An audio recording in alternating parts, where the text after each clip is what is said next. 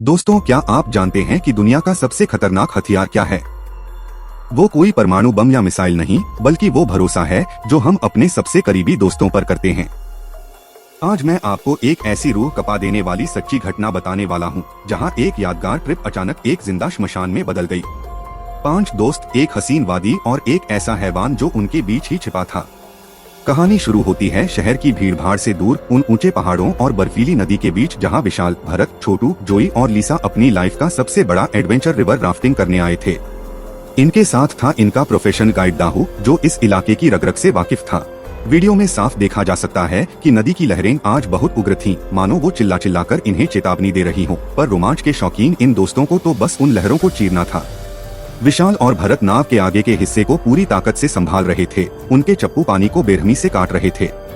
वहीं छोटू और जोई लहरों के थपेड़ों से अपनी जान बचाते हुए खिलखिला रहे थे। घंटों तक वे बर्फीले पानी और जानलेवा लहरों से लड़ते रहे।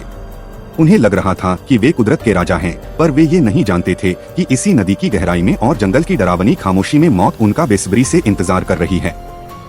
जैसे जैसे सूरज ढलने लगा, आसमान का रंग सुर्ख लाल से गहरा काला होने लगा। पहाड़ों की परछाइयां किसी विशाल राक्षस की तरह बड़ी होने लगी।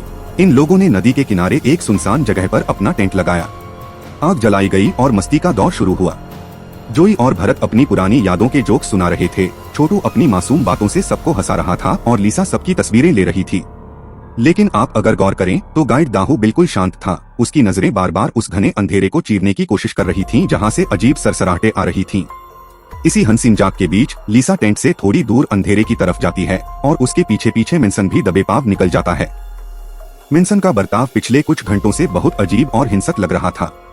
अचानक उस खामोश रात के सन्नाटे को चीरती हुई लीसा की एक ऐसी चीख गूंजती है जो पूरे पहाड़ से टकराकर वापस आती है। जब विशाल, भरत और छोटू भागकर वहां पहुंचते हैं तो उनके पैरों तले जमीन खिसक जाती है।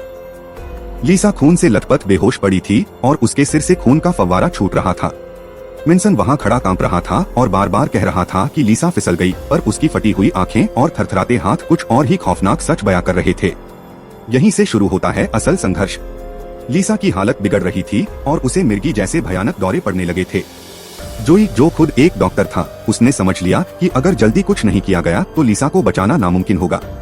घने अंधेरे, मूसलाधार बारिश और कड़कती बिजली के बीच ये लोग लीसा को अपने कंधों पर उठाकर पास के फॉरेस्ट स्टेशन पहुंचे। वहां का ऑफिसर इनकी मदद करने ही वाला था कि मेंसन के सिर पर पागलपन सवार हो गया। उसे डर था कि अगर पुलिस आई और जांच हुई तो उसकी असलियत और लीसा के साथ हुई बदसलूकी का राज खुल जाएगा। जैसे ही ऑफिसर ने पुलिस को फोन करने के लिए हाथ बढ़ाया, मेंसन ने उस पर झपट्टा मार दिया। भरत और विशाल ने उसे रोकने की बहुत कोशिश की, लेकिन मेंसन इस वक्त एक खूंखार जानवर बन चुका था। उसने अपनी जेब से एक धारदार चाकू निकाला और बाकी दोस्तों की चीखों के बीच उस बेगुनाह ऑफिसर के पेट में एक के बाद एक कई वार कर दिए। पूरा फर्श ऑफिसर के गर्म खून से लाल हो गया और देखते ही देखते उसकी सांसें थम गईं। मिन्सन अब एक दोस्त नहीं, बल्कि एक आदमखोर शिकारी बन चुका था। उसने ऑफिसर की लोडेड बंदूक उठा ली और अपने ही दोस्तों पर तान दी। अब सवेरा होने वाला था, पर इन तीनों दोस्तों के लिए ये सवेरा रोशनी नहीं, बल्कि मौत का पैगाम लग रहा था। मिन्सन अब पागलपन की आखिरी हद पार कर चुका था और वो किसी को जिंदा नहीं छोड़ना चाहता था। लेकिन तभी उस मरे हुए सैलानी की लाश को हटाते वक्त विशाल की नजर उसकी बेट पर बंधे एक छोटे से मल्टीटूल किट पर पड़ती है। अब यही छोटा सा औजार उन तीनों की आजादी और जिंदगी के बीच की आखिरी चाबी थी। क्या विशाल अपनी बेड़ियां काट पाएगा? क्या भरत और छोटू मिलकर मिन्सन को चकमा दे पाएंगे?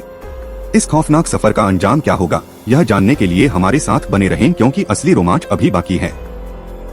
पकड़े जाने के डर से मिन्सन ने अब उन तीनों के हाथ एक पुराने सूखे पेड़ से मजबूती से बांध दिए। पूरी रात वे तीनों मौत के साए में जागते रहे। तभी आधी रात के वक्त झाड़ियों में कुछ हलचल हुई। ये वही सैलानी था जिसने दिन में इन्हें पुल से देखा था और शक होने पर इनका पीछा करते हुए यहाँ तक पहुँचा था। वो दबे पाव आता है और धीरे धीरे उनकी रस्सियां काटने लगता है। सबकी आंखों में जान बचने की चमक आई ही थी कि किस्मत का खेल देखिए। रस्सियां खोलते वक्त एक सूखी टहनी के टूटने की आवाज हुई और मिन्सन की आंख खुल गई। सन्नाटे में एक जोरदार गोली की आवाज गूंजी और वो मददगार सैलानी भी तड़पट कर उसी मिट्टी में मिल गया। मदद की वो आखिरी उम्मीद भी अब खत्म हो चुकी थी।